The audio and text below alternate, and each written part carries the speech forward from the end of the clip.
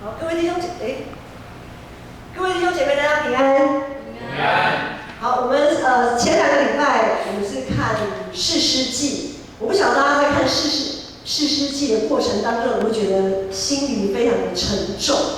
因为士师记在士师记里面的士师呢，记载这些士师，第一个士师是俄陀聶，好，有比较，我们讲说比较大篇幅的，有大篇幅记载的士师呢，俄陀聶是第一个，然后他也是最棒的。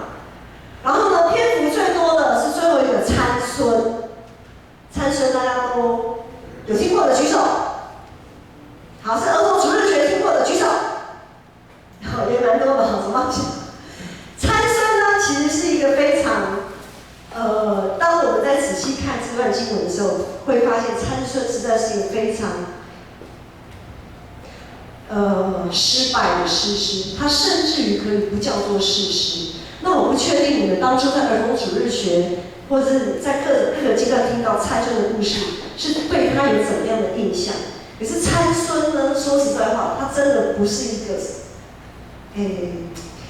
放不上台面的人啊，应该这样讲啊。好，你们回去如果有一点疑惑或不确定，回去请仔细看士师记第13章到16章，对于参孙的叙述，或者是就是看 FB 我们教会的群组，在上个礼拜520教会的查经祷告会也对参孙有一些解释。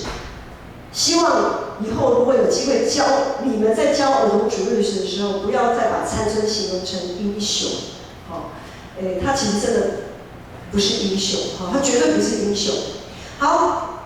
当我们看士师记的时候，会发现整个士师以色列在士师时期，以色列这个信仰群体是处在一个越来越混乱的一个时期，他们的信仰情况越来越差，一直到最后几章，士师记有一句话不断的出现，就是当时以色列没有王，每一个人都按照自己看为对的去做，问题就来了。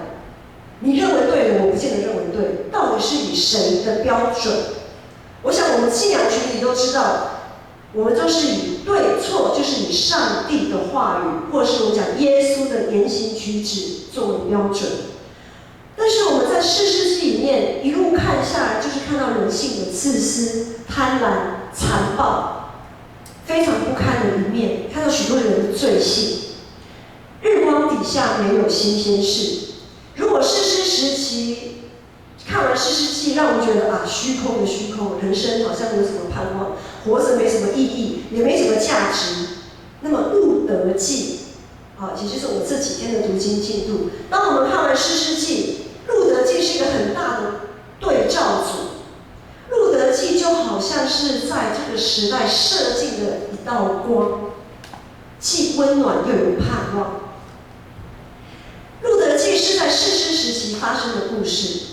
当时以色列那个时候犹大地区，在路得记的第1章有讲到路得记的这个背景，在犹大地区发生了饥荒，于是呢，有一家人为了躲避饥荒，就跑到了摩押地，他们就移民了。我们现在讲是移民出国，我不住在台湾，台湾如果发生什么饥荒、干旱什么之类的住不下去了，我们就移民。搬家移民到国外去。好，他们到了这一家人呢，从犹大地，上帝所应许之地，他们离开了应许之地，到了摩押外邦之地。后来这一家庭的男丁就娶媳妇，娶当地的媳妇，然后没有生孩子。在还没有生孩子的情况下呢，然后这两个老公就相继去世，反正这一家的男丁就相继都死了。只剩下这一家人就只剩下3个寡妇，就是婆婆跟2个媳妇，剩下3个寡妇。那这个婆婆本身是犹大人她本来就是上帝的子民。他有听说，犹大地它的饥荒已经过去了，物产又回来了，所以他就想说，好了，我还是必须落叶归根嘛。好，在摩押这个地方，国外这个地方好像。总是要找个栖身之所嘛，所以他就打算一个人回到自己的故乡。他就想说2个媳妇就回到自己的娘家吧，让你们自己的娘家、自己的爸爸妈妈想办法。可是其中有个媳妇，我们知道路得他是怎么样伯利恒那个地方。而且他还说了一段非常有名的信仰告白。他说的这个是信仰告白哦，虽然他是外邦人哦，他也不晓得上帝是怎么一回事，但是他就是跟着他公公婆婆的信仰来说了这段信仰告白。他说：“你往哪里去，我也往哪里去；你在哪里住宿，我也在哪里住宿。你的国就是我的国，你的上帝就是我的上帝。你死在哪里，我也死在那里，也葬在那里。除非死能与你让你我相离，不然愿耶和华重重的惩罚我。”路德是用这样子的心志，要跟着她的婆婆拿俄米，从她自己的出生地、成长的地区摩押，然后跟她婆婆来到一个她完全不知道、完全不熟悉、人生地不熟的所谓婆婆的故乡。在士师时期，特别是在外邦的外国，他们并不敬拜上帝的这个地方，要说出这样的信仰告白，我们千万不要把它好像听，好像认为蛮理所当然的哦，这句告白蛮美的，不容易耶。刚刚有讲到士师时期是怎么样的一个时期？是整个道德沦丧，没有上帝，个人都按自己认为对的去做的那个时期。一个这样子的时期，然后呢，路德她又是外邦女子，她能说出这样的信仰告白是非常难能可贵的。所以这个婆婆拿俄米当然没有什么理由拒绝她，就好带着她回家，好带着她从外国再移民，好再迁移回来自己的本家。自己本家的农田地也都被人家占据了。好，他们也失去了自己的田地，就算有田地，他们也没有钱可以雇工人帮他们耕种，就算可以耕种，也需要时间去等。好，那这下子他们这个时间吃喝怎么办？在上帝的律法中有一条律例典章是说，当我们的田里在收割的时候，收割剩下那掉落在地上的麦穗，可以任由那一些需要的人去拾取，就是为了要帮助像路德、拿俄米这样子贫穷还没有依靠的人。问题在于，当这样子的人去田里拾取麦穗的时候，田主跟雇工他们的态度也很重要。上帝的律例典章是这样子记载，问题是那个时候以色列人心中没有王啊，谁理你呀？你要我来我田里捡麦穗？我们从路德记可以看到一些蛛丝马迹，为什么波阿斯要路德跟着他到他的田里跟着他？显然别的地方的人怎么样？会欺负，特别是像路德这样子没有依靠的寡妇。以我们现在来讲，更严重的就是会对他伸出咸猪手，对他性骚扰，然后讲一些有没有的难听的话。如果讲了这些难听的话，或者对他做了什么性骚扰，还让他剪，那也就算了。可能呢，各种刁难也不让他剪。路德他这一位外籍新娘，然后又是跟着婆婆回到家乡的这个寡妇，她应该算是集所有的不幸于一身的一个妇人啊。但是因为她在那个关键的时刻，她说出这样的信仰告白，她跟着她的婆婆拿俄米回到故乡，所以我们可以看到，从路德记从头到尾，我们可以看到上帝的保守、护佑都跟她同在。上帝引导他去到波阿斯这个地主的田里去捡麦穗，而这位地主波阿斯对路德所做的，耶稣要求我们多走1里路，波阿斯对路德所做的已经不止多走1里路了，根本就是要陪他走到底了，给他多又更多，超过他所求所想。所以波阿斯对路德的照顾，那个婆婆拿俄米都看在眼里，她都知道，哇，这个人不错，这是我们的至亲。好，这个至今是值得依靠的。然后呢，婆婆就出了一个计谋。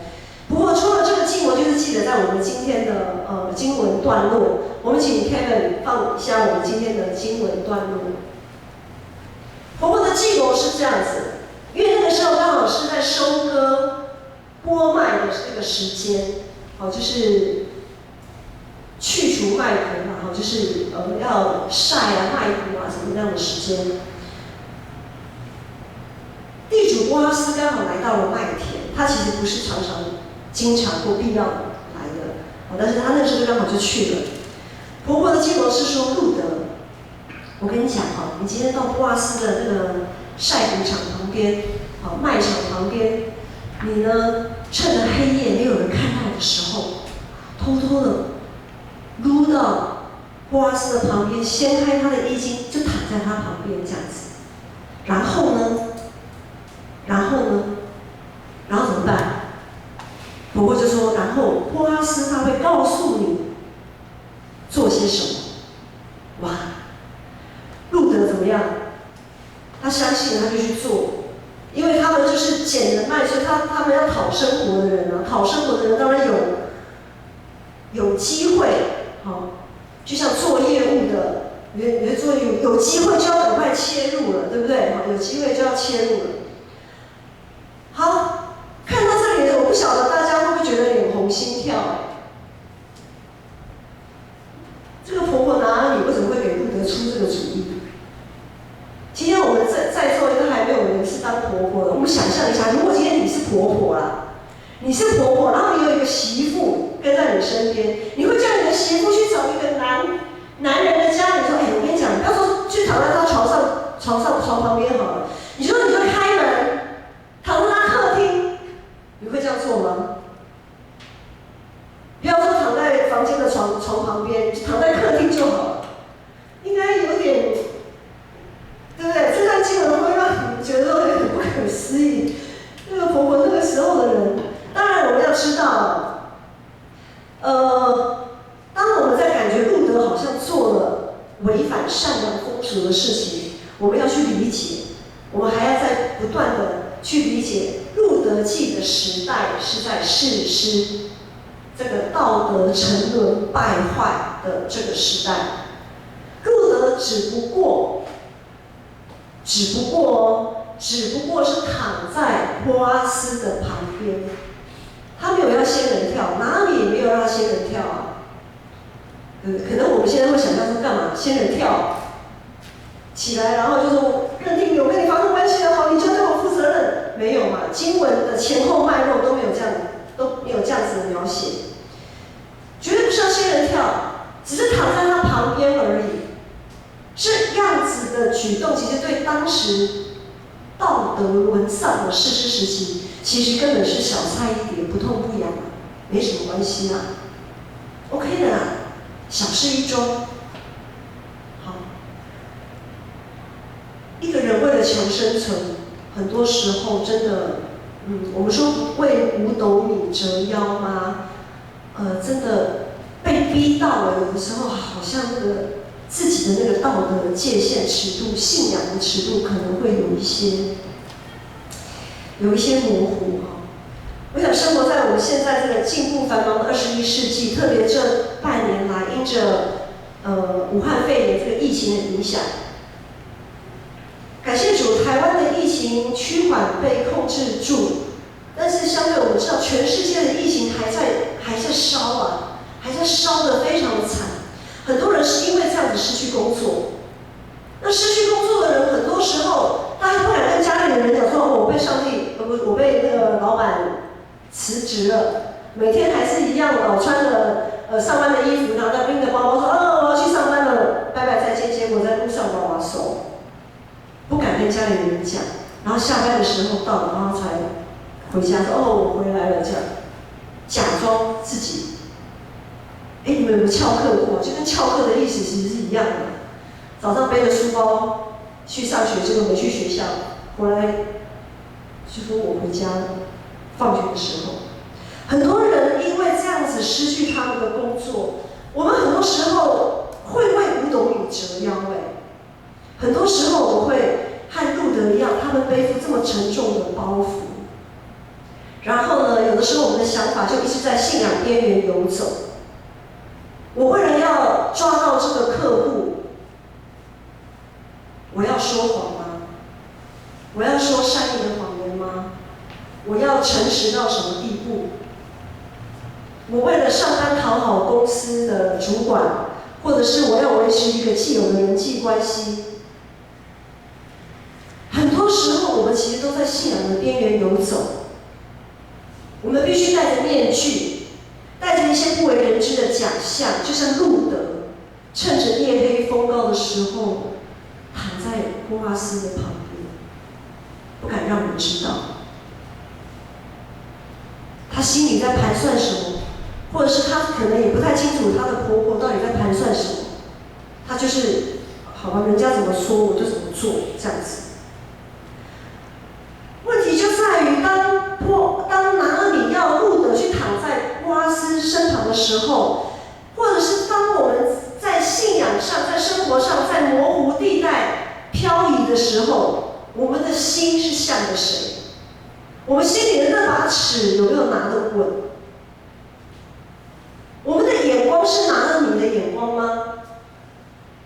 当我们要决定往哪个方向的时候，是一个敬虔、爱上帝的那个方向吗？我们的顺服有像路德的顺服吗？路德是用信心来回应，采取行动。那我们所采取的行动呢？是按着自己的邪气，是按着自己认为对的事情来行动，还是以上帝的标准来行动？我们的信心有没有正确的回应我们该付出的行动？很多时候我们没有拿俄米的眼光，很多时候我们也没有路德的信心跟行动力，更多的时候我们是考虑太多了，犹豫不定，然后失去了很多经历上帝的机会。我们上帝的确是一位怜悯、乐于施恩的上帝。波阿斯在发现路德竟然躺在自己脚边的时候，他没有去论断。哎呦，你这个女人怎么这个样子啊？你怎么趁这个时候让躺到我旁边，吓死人了？波阿斯没有去论断路德他的行为。波阿斯，我们在经文的前面发现，知道波阿斯认识他，知道他，了解他。好，所以呢，波阿斯是知道路德的，所以在今天的经文11节，他说：“女儿啊，现在不要惧怕，凡你所说的，我必照着行。我本城的人都知道你是个贤德的女子。”贤德的女子在箴言31章，箴言31章在描写才德的妇人，说才德的妇人亲手做工，为家人预备食物，她不吃闲饭，最重要的是她敬畏上帝。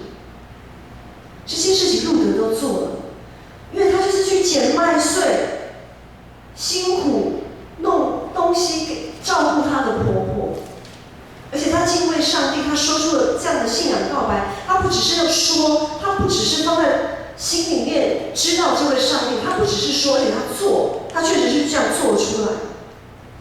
才德的女子绝对不是属于人生胜利组的，不是说哇一个女子她要有一个幸福美满的婚姻生活哇，所以才配得上称为才德的女子，不是。即使像路德这样子在世人眼中看起来好像克夫的人，会不会现在的那个我们讲的8点档那个肥皂剧啊，像拿俄米跟路德这样子的角色，会不会有人会说他们克夫命相不好，他们的老公都死了，又没有孩子，会不会？会吧？可能会有人这么看待他们。可是圣经不是这样看路德的，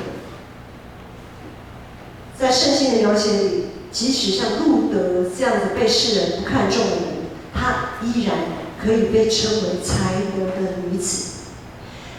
弟兄姐妹，上帝也是这样认识我们的。不管我们生命当中有多么不堪的过去不管我们有多少想埋葬不为人知的那一些事件，许我们来教会聚会的动机不是那么单纯。可能有些人去教会，有些教会我听说了，他就是做那个什么直销的啊，去教会啊有人嘛，或者是去教会交男女朋友啊，等等，不管我们当初来教会的动机是如何，就像路德波阿斯接近，路德拿米拿米要路德接近波阿斯的动机不清楚，不知道。不管来教会的动机是什么，但是只要我们愿意抓住任何的机会，亲近上帝，认识他，依靠他，上帝必用他的翅膀，就像波阿斯要用他的衣襟来遮盖路德，成为路德的帮助，给路德无条件的供应。美好的事物不会只停留在心动而已，心动就要带出行动，信心必须带出行动。路德他其实用他的行动回应了他对他的婆婆，当他婆婆背后的那位上帝的顺服。当然，波阿斯也不例外。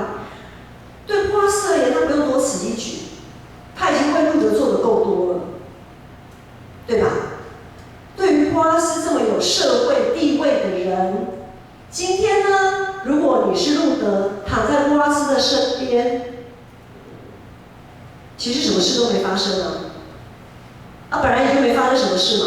波阿斯可以隔天一觉醒来，可以当做什么事都没有，然后怎样打发路德回家照常他的生活，对吧？没错吧？他是这么有头有脸有名望的人，他干嘛多此一举？我们这几天在看路德，其实路德记4章，如果你还没有看，或者是你曾经看过，你回头再仔细的4章，顶多1个小时，顶多吧，快的话半个小时就看完了。其实波阿斯根本不用在后续搞那么麻烦一堆事情出来啊。可是波阿斯的善行，他没有停留在这里，他也回应了路德的恳求。所以11节刚刚有讲到说，凡你所说的，我必照着行。我一个大地主，我干嘛去照着一个婢女，而且外邦女子、寡妇，我干嘛照着你的话做？可是波阿斯愿意。我们从路德完全顺服的行动看出他的信心，从波阿斯义无反顾的行动，我们又看到了什么呢？当牧师在准备这个讲道篇，然后不断在这一节经文思考，我一直在思考说，波阿斯为什么要这么多此一举做这件事情？有一句话，圣灵透过圣灵，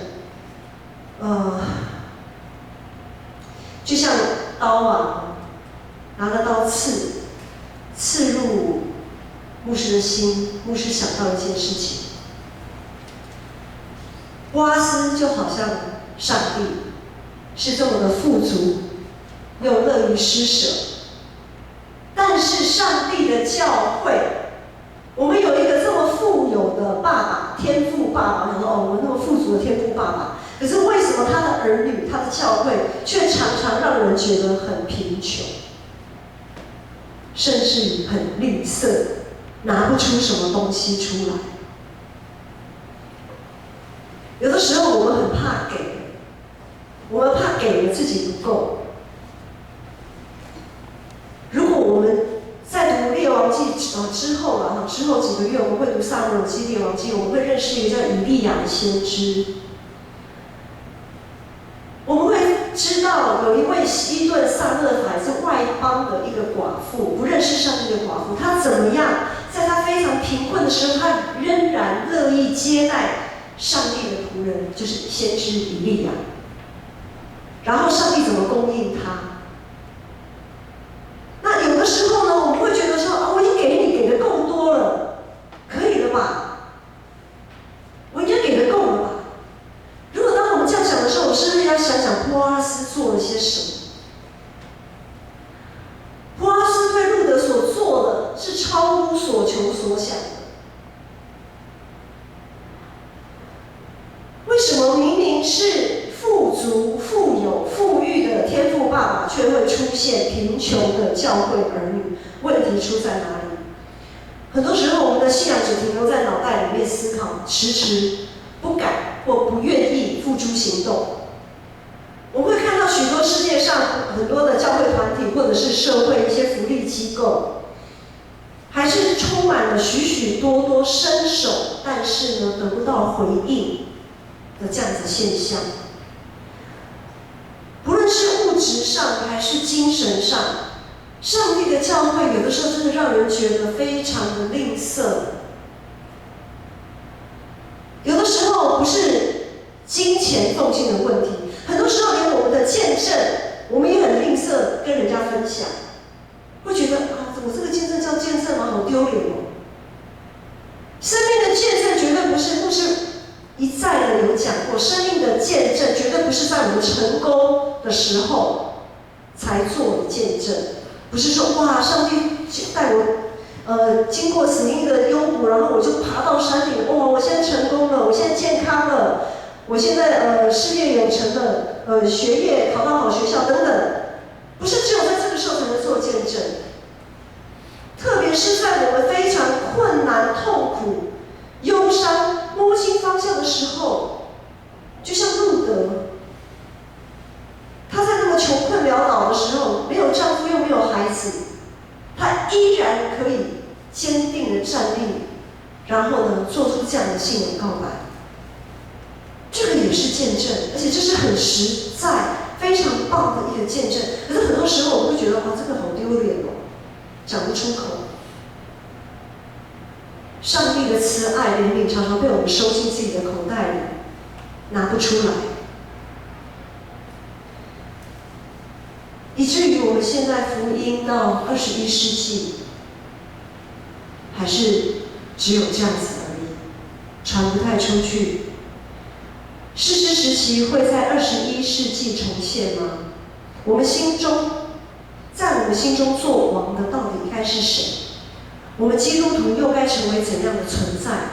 在现在这个时代，教会是学习信仰、实践信仰、用行动回应信心的实验室。我们的实验应该算是成功的还是失败的呢？这需要时间的考验。我想我们主日爱餐哦，刚才司会有报告，我们主日爱餐在6月份就要开始恢复。爱餐其实不是只是吃顿饭而已，在爱餐里面我们可以学习什么呢？学习彼此接纳。因为当我们要一起吃同桌吃一餐饭，我想大家出去如果说要请客吃，跟谁吃饭，一定是跟自己比较聊得来的人吃嘛，对不对？跟自己的家人、亲朋好友。再好的食物，如果人不对，你也会觉得那东西很难吃，对不对？坐不住，我就想马上我简单喝个水啊，不好意思，我先离开了这样子。可是，在教会的爱餐呢，它是一种接纳。我们在教会就是每一个人，我们大家回头转头看一下，我们彼此每一个人都是弟兄姐妹，我们都是肢体。你怎么样跟你所爱的人一起吃饭，你就可以跟所有在教会的人一起同桌吃饭。爱餐是个接纳，彼此接纳共荣的团契，享受在主里面的团契，不管身份是什么，我们都是可以一起吃饭的。你今天是在路边扫街道的清洁人员也好，或者你像那种台塑董事长也好，这两个人感觉上就是不同世界的人，但是在教会里，他们如果在教会里，就是可以坐在一起吃饭，懂这个意思吗？我们就要这样子的接纳彼此，学习接纳。爱餐还可以学习什么？爱餐要学习彼此关注彼此的需要，不是只是顾自己碗里面有多好、多丰富，可以吃得饱、吃不饱。我们要关注别人啊，别人有没有得吃，吃得够不够？就像波阿斯对路德所做的，波阿斯对路德不是只是让他在田里捡麦穗而已，他还给他水喝，因为捡麦穗要很长的时间嘛。他还给他另外给他水喝，又给他食物吃，还给他烘好的麦穗带回家，这都是多做的啦。没有地主像他这个样子的。那我们在跟别人吃爱餐的时候，当我们在接待别人一起吃爱餐的时候，我们是不是有这样子的态度，一样去接待跟我们一起吃爱餐的人？爱餐还有一个就是，我们要学习更多的付出，宁可自己少吃一点啊。如果剩下，特别是第二堂啊，哈，我们华语堂真的是，感谢神的是我没有看到，我看到年轻人其实你们都蛮，宽容的，因为有的时候因为这个分量真的很难去算，每次我看到机会长老在那边拿捏分量的时候啊，都想说啊，礼拜二堂华语堂有多少人？有多少人聚会？还有多少人可能会不吃？吃与不吃之间，其实我们要知道，我们要体贴预备爱餐的人。很多时候，牧师提醒大家，做完礼拜就要马上下去，在1点以前，让那些预备爱餐的人，或者是要准备善后的人，可以知道有多少分量是他们需要预备的。那当然，有的时候这个分量不是抓得很准的时候，我们要多体谅彼此。不要说啊什么我们都没有了什么的这样子。我们要说感谢主，感谢主，因为上帝知道我们耐得住饿，所以呢就给更多的食物给那些比较耐不住需要的人。我们要转个念头，不要只是看到自己的需要，我们要信任我们的同工，信任我们的肢体。我想在家里我们聚餐的时候，绝对不会有人去计较你多吃了我少吃了，不会吧？跟家人一起吃饭，说你吃没关系，不是这样吗？是这样吧？好，我们要相信我们的同工已经尽量维持在爱餐分量上的平衡，我们要这样相信我们一直努力为我们做爱餐的这些同工。好，盼望我们从自己开始哈，我们慢慢的要磨练自己，成为一个真正富足，就是不怕缺乏，不担心缺乏，愿意付出，而且愿意付出更多的一些教会，乐意接纳人的教会。富足绝对不是放在嘴巴讲一讲，也不是放在心里想一想，我们要用行动来证明我们确实是富足的。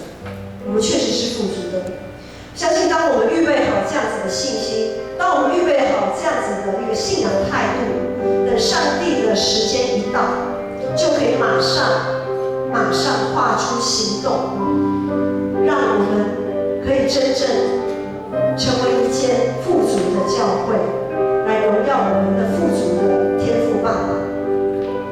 我们一起起立来唱这首诗歌。